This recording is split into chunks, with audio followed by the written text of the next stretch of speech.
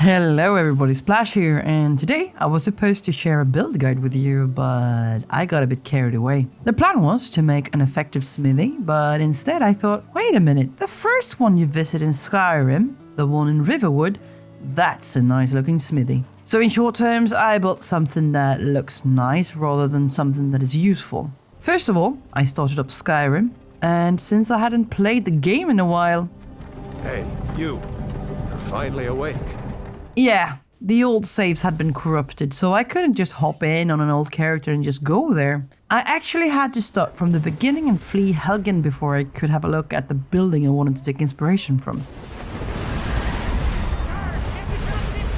Anyway, here it is. Riverwood, looking all fancy in a heavily modded Skyrim.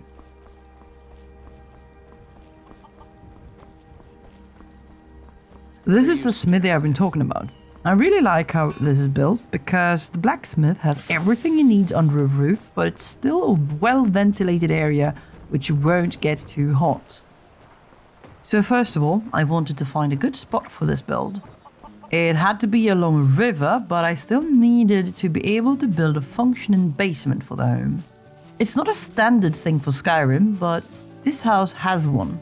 For those of you who played Oblivion, you might remember that the homes in the Nord town of Bruma were mostly built underground. The lore is that it's so cold that it's the most effective way to stay warm, so keeping up with the lore, this house needs a basement. The problem with Valheim though is that I will have a flooding problem downstairs if I don't build it above the surface of the water. This means that the house in Valheim will become much taller than the same house in Skyrim, at least when it's seen from the water. So, I started by taking measures with core wood.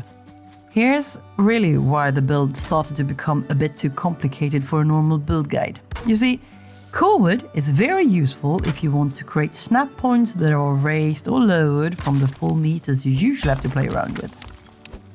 To get the roof to function as I wanted, I had to lower it and raise it in different areas to make it look good. Yeah, it's not that complicated to freehand stuff, but I wanted the snap points to make sure everything fit together as it should afterwards. And as usual, I can't stay at one place at a time, so I run around and build a little bit here and a little bit there. Here, I wanted a 3-meter long pole from the floor up. The house in Skyrim has slightly wider openings between the log poles than the wall is tall, so with a 4-meter wide opening, I figured about 3 meters would give the right proportions.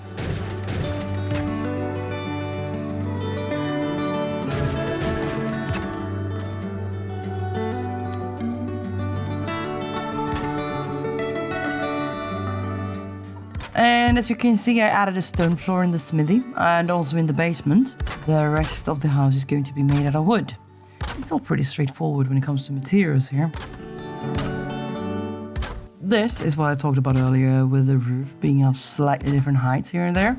You'll probably notice that the beams aren't snapping as you would expect, and it's really not a problem. It's still well supported.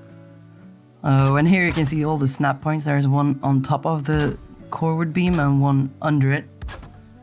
If you didn't know, the support doesn't even have to connect fully to actually work, like here under the ceiling. Anyway, as soon as everything was planned out, it was not that complicated to finish the build. I have learned through trial and error that it is a good idea to get the roof up as soon as possible, so let's do that before it starts to rain. I say before, like when, not if. It is Valheim after all.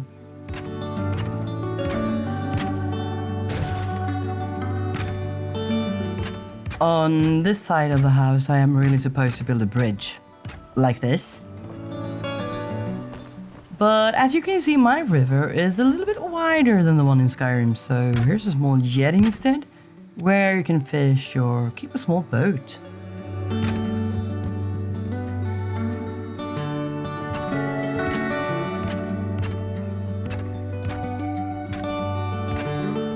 This is an old trick, making the windows with the help of that tiny stool you can make pretty early on in the game. It takes a bit of fine wood and I think it looks pretty nice. And I'll promise you, it looks even better from the inside.